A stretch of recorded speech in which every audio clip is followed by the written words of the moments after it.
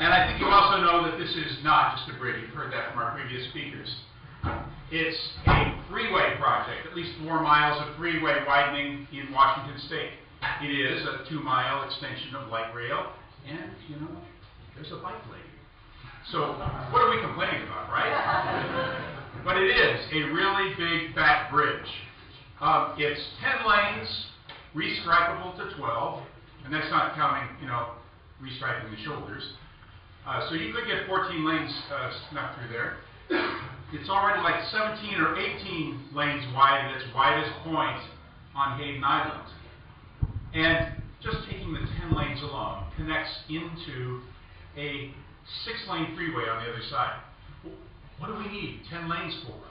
The project description going all the way back to 2008 says we need to push another 50,000 cars through there every morning and every night, right? Because we're going to have sprawling development in Clark County, and those folks are going to continue to work in Oregon. Where are they going to go on the Oregon side?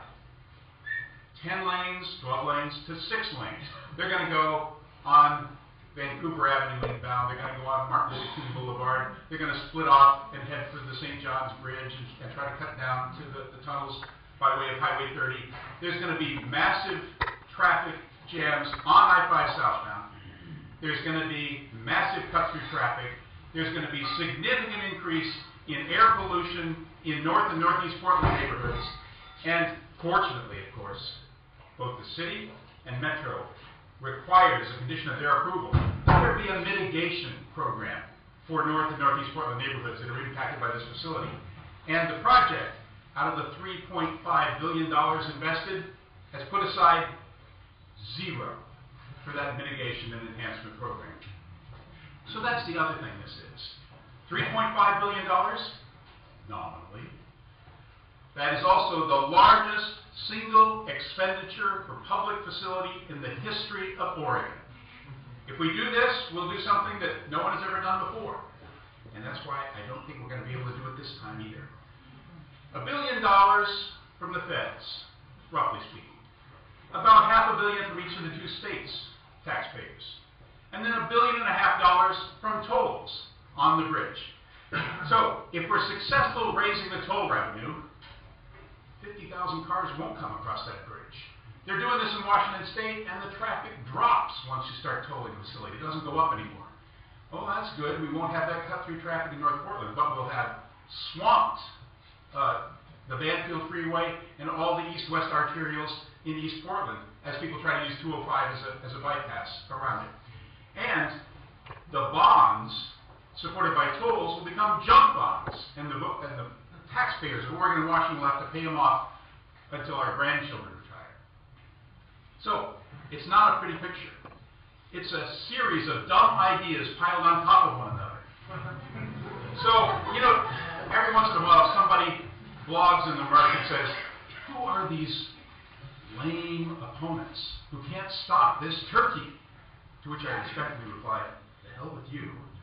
And then more thoughtfully, the very smart, very dedicated people in the Smarter Bridge Coalition. Ron Buell's here tonight, the godfather of that coalition, the godfather of the folks who stopped the Mountain Freeway. And folks, this is our generation, it's not your generation, it's Mountain Freeway.